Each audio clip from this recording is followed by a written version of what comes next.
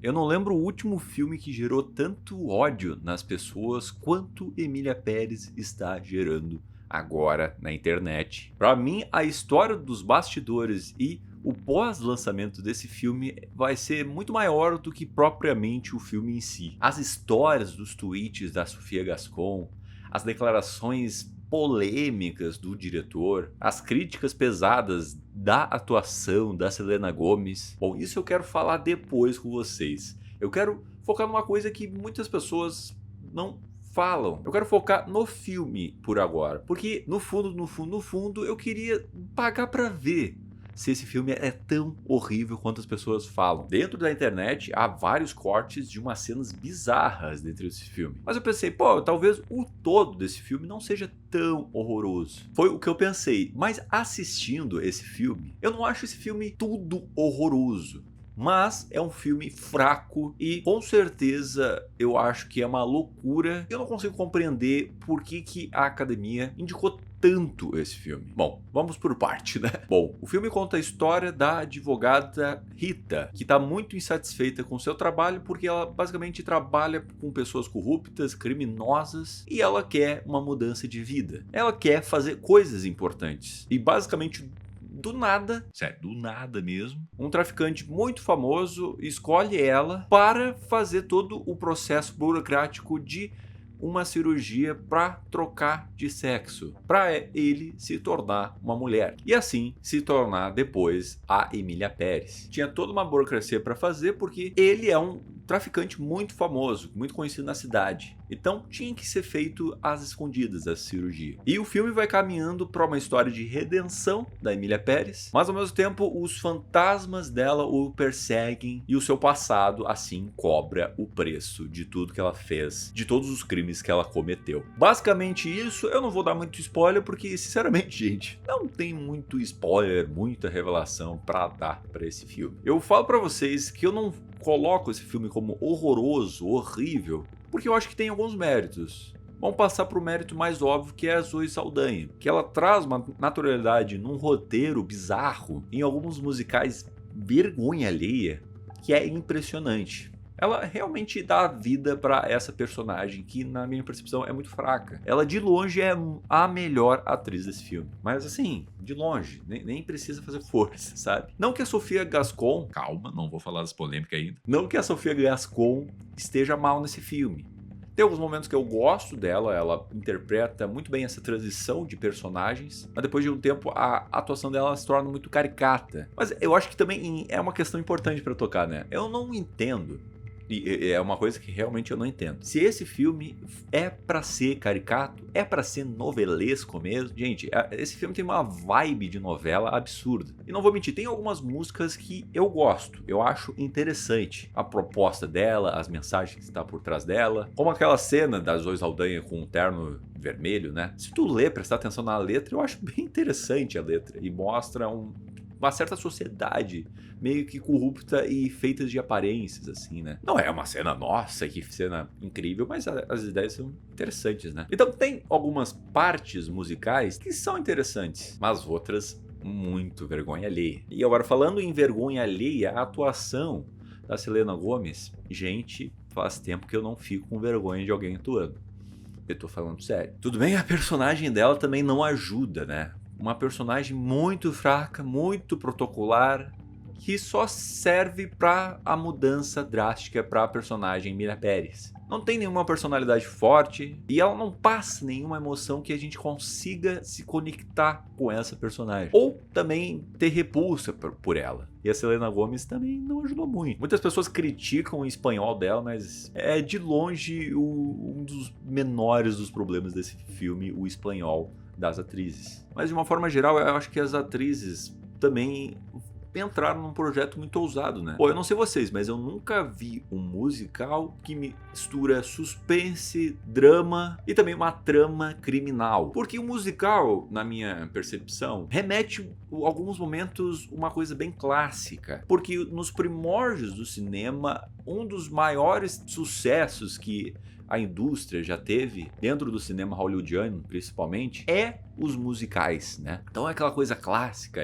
lúdica, fantasiosa, por conta que as pessoas não cantam do nada na vida real.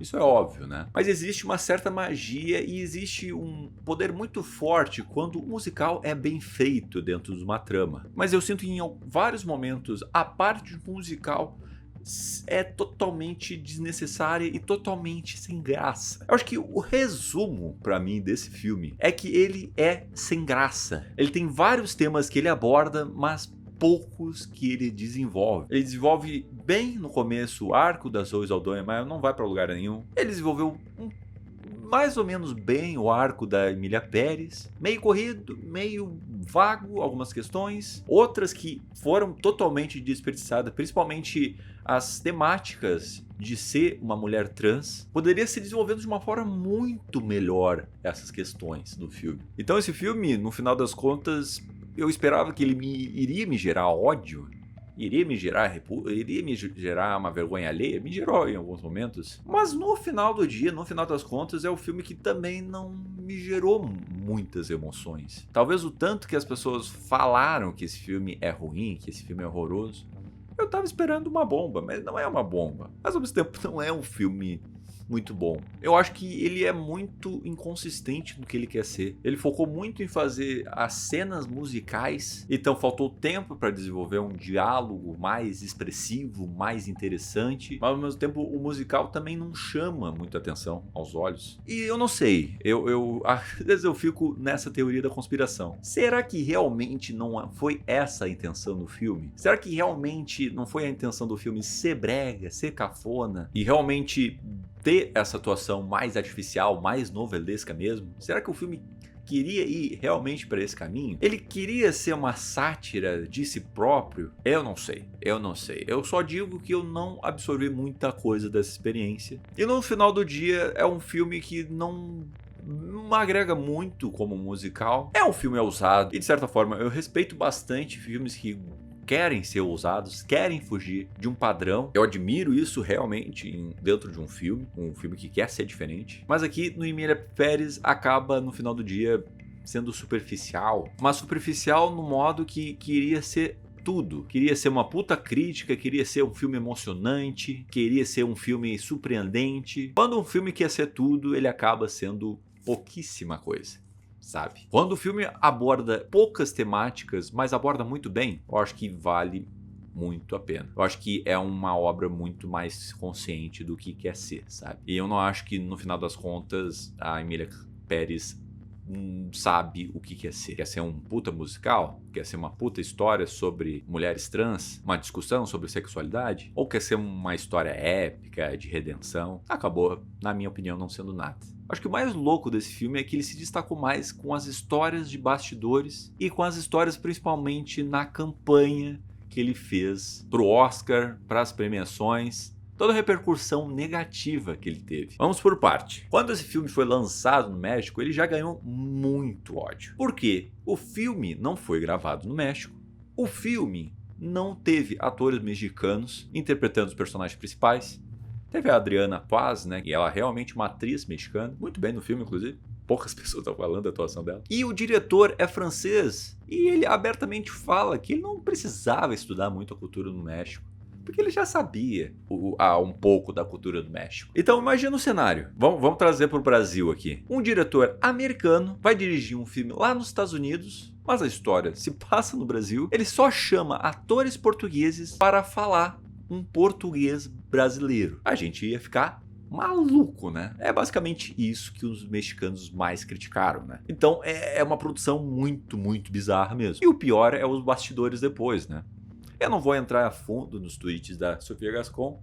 Tem inúmeros canais, inúmeros vídeos falando só dos tweets da Sofia Gascon. Mas eu só digo que isso começou porque houve uma declaração muito polêmica da própria Sofia Gascon, em que ela acusou a Fernanda Torres de estar prejudicando o filme Ainda Estou Aqui. Não da Fernanda Torres, mas da equipe da Fernanda Torres. Sendo que a própria Fernanda Torres fez um vídeo defendendo a própria Sofia Gascon. Porque já de antes, a Sofia Pérez estava sofrendo hate dos brasileiros. Porque, claro, nessa loucura de torcida para a Fernanda Torres ganhar o Oscar, para o Brasil ganhar o Oscar, e de certa forma, nessa época, Emília Pérez era uma ameaça grande ao Brasil. Eu não concordo com essa história de ir para as redes sociais, xingar os concorrentes. Eu acho que isso não é legal. Tem que torcer, óbvio, mas de uma forma saudável. Não precisa xingar outras pessoas para isso. Fazer uma lógica de time de futebol, de ódio, de briga. No final do dia é entretenimento, né? Mas enfim,